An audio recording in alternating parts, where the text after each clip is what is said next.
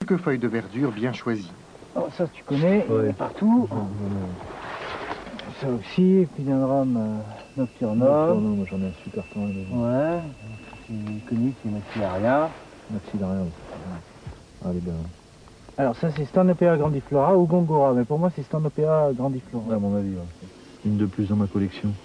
Elle est superbe. Ouais. T'en avais déjà vu comme ça? Non. Non? Non, je l'ai pas ceci non plus.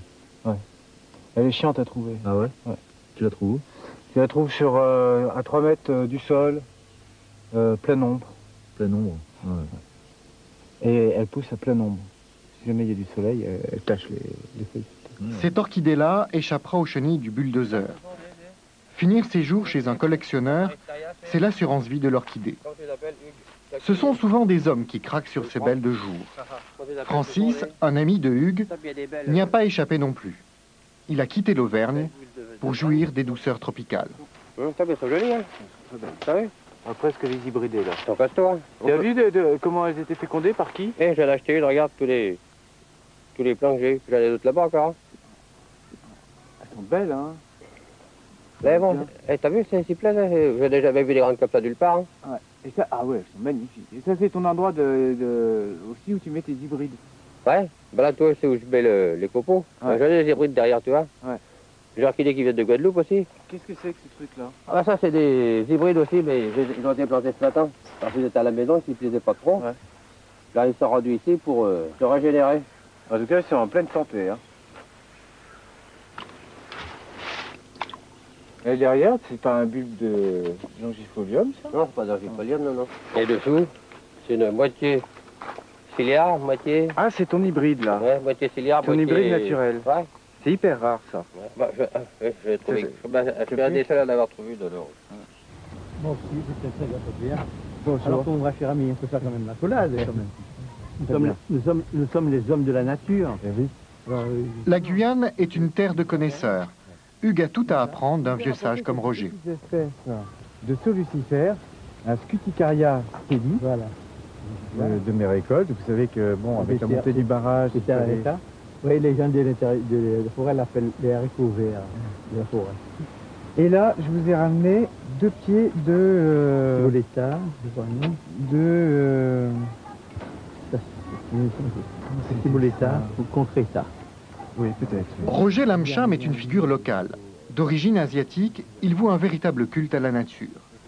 Il dialogue avec ses bonsaïs et ses orchidées. Il a construit de ses propres mains cette ombrière avec 2000 bouteilles qu'il a rassemblées une à une. Alors, il n'a pas encore fleuri. Alors ça, c'est tous les phalaenopsis. Tous les phalaenopsis.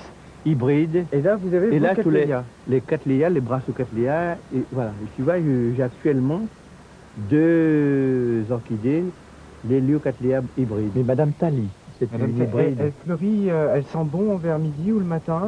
Non, c'est au réveil. Le matin. C'est au réveil le matin. Les chats de la voisine s'amusent à se balader dessus. Et ils pichent.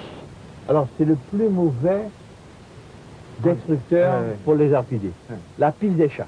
Moi, j'ai 72 ans, mais je me soigne qu'avec les plantes. Hein. C'est très bien. Bon, vous voyez, moi, je me frictionne avec de l'huile de ricin, la palme du Christ, Ouais. les articulations, pas de rhumatisme. Ouais. L'homme, il se dresse quand il faut. Bon, mes yeux, ben, c'est cataplasme de pommes de pelure de pommes de terre. À quand les comprimés d'orchidées en pharmacie? La parfumerie, la pharmacopée, la petite fleur est susceptible de multiples utilisations. Loin des espèces sauvages de Guyane, les hybrides habituellement vendus chez nos fleuristes n'ont pas toutes ces vertus. La beauté leur suffit. Autre facteur de succès, la rareté. Elle n'a pas de prix pour les collectionneurs. Leur prix, c'est la rareté, leur prix, c'est la beauté, et puis c'est en même temps un espèce de jeu qu'il y a, qui est un drôle de jeu de collectionneur, d'avoir la pièce la plus rare et de l'acheter au prix fort. Même des collectionneurs qui appartiennent à des associations à but non lucratif de protection d'orchidées ou de culture d'orchidées, qui peuvent faire du trafic d'orchidées. Et c'est là que c'est amusant de constater que c'est très facile d'appeler des gens et de dire, voilà, j'ai telle plante à vendre, et tout de suite, ils sont intéressés. Alors que c'est des plantes qui sont en voie de disparition et protégées par la Convention de Washington.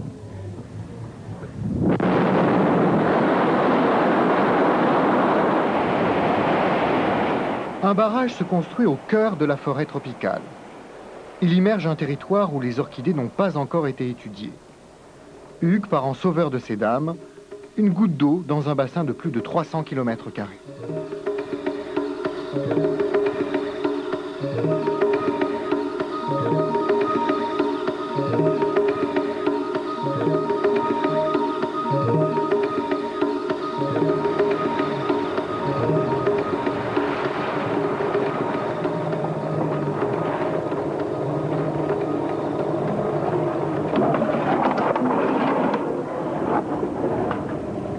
Là, on est en Guyane française, sur le fleuve de la Sinamari, où ils ont construit un barrage hydroélectrique.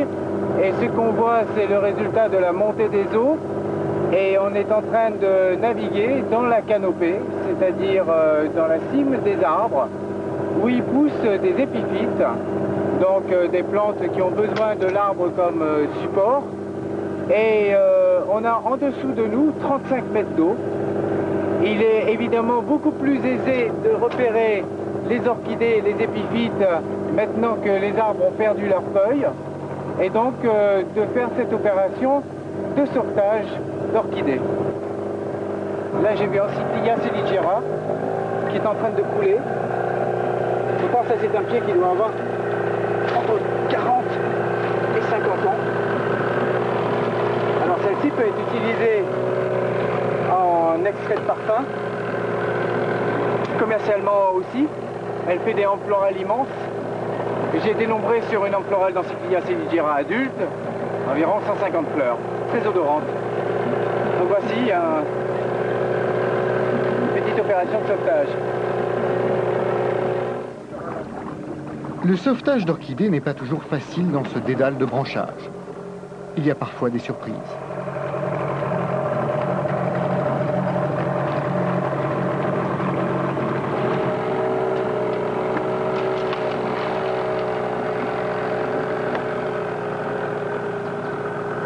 Corrientes ne pousse qu'avec des fourmis, et c'est des fourmis qui piquent. Elles sont toutes petites, mais elles font très mal. Et tout le monde pousse en symbiose, tout le monde est très content. Seulement